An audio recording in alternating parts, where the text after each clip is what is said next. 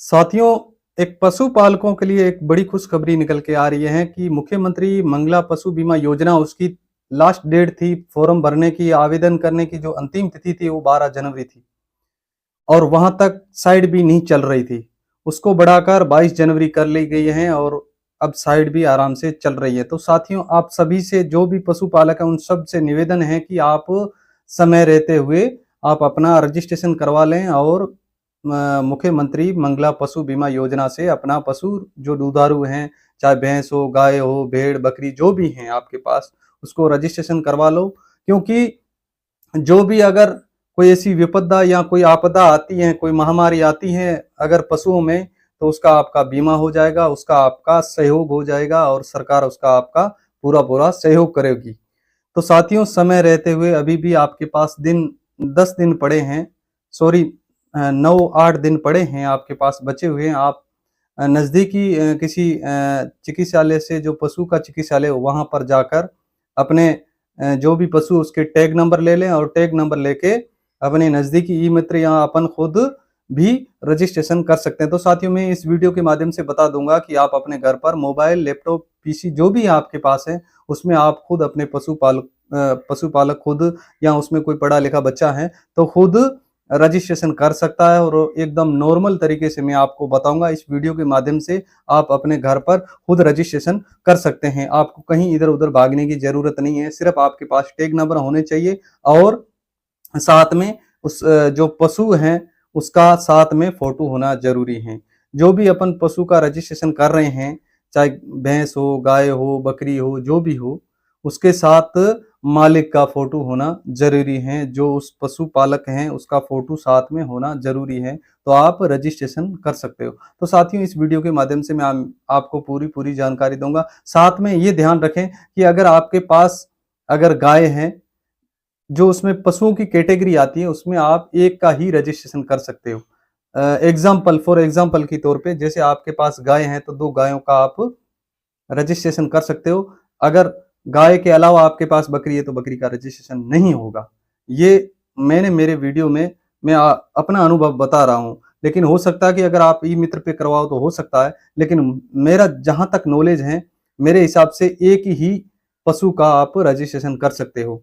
गाय भैंस का दो जानवरों का कर सकते हो, बकरी हो तो 10, और ऊंट वगैरह का मैंने किया नहीं, उसमें भी आपको कैटेगरी बता दी कि जैसे आप फॉर्म भरोगे तो उसमें आपको जैसे आप कैटेगरी चॉइस करोगे तो उसमें आगे संख्या बता दी जाएगी। तो उसमें आप बकरी ज्यादा से ज्यादा 10 और भैंस, गाय और ऊंट है तो उसमें, सॉरी सांडनी, अगर सांडनी है तो उसमें 2 का रजिस्ट्रेशन कर सकते हो साथियों। लेकिन इसमें ध्यान ये रखना है कि अगर आपके पास बकरी है तो बकरी का रजिस्ट्रेशन 1 का होगा, और गाय है तो गाय 2 का होगा, और भैंस है तो भैंस 2 का होगा। लेकिन कोई भी इसमें, चाहे भैंस का करो चाहे गाय का करो, होगा एक ही, एक जन आधार पे 1 का ही होगा।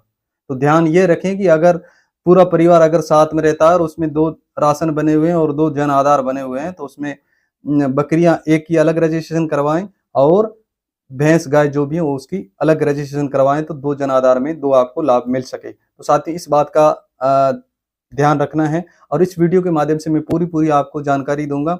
आप हमारे साथ बने रहें। आप मेरे यूट्यूब चैनल से देखते हो तो मेरे यूट्यूब चैनल को सब्सक्राइब करके बेल आइकन को प्रेस करें। मैं जैसे वीडियो डालूंगा उसका आप तक नोटिफिकेशन पहुंच सके। आप मेरे फेसबुक पेज से देख रहे हो तो मेरे फेसबुक पेज को फॉलो करें, और इंस्टाग्राम से देख रहे हो तो मेरे इंस्टाग्राम पेज को फॉलो करें।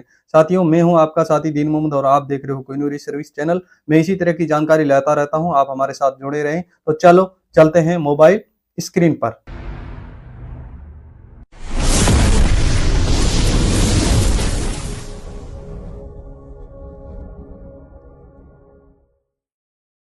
सबसे पहले कंप्यूटर में गूगल क्रोम ब्राउजर ओपन कर लेना है और उसमें टाइप करना है MMPBY करके सर्च करोगे तो इस पोर्टल पर पहुंच जाओगे। मैं नीचे डिस्क्रिप्शन में लिंक दे दूंगा, वहां पर भी क्लिक करके इस पेज पर पहुंच जाओगे। इसमें जो सबसे ऊपर लिंक है इसके ऊपर क्लिक करना है।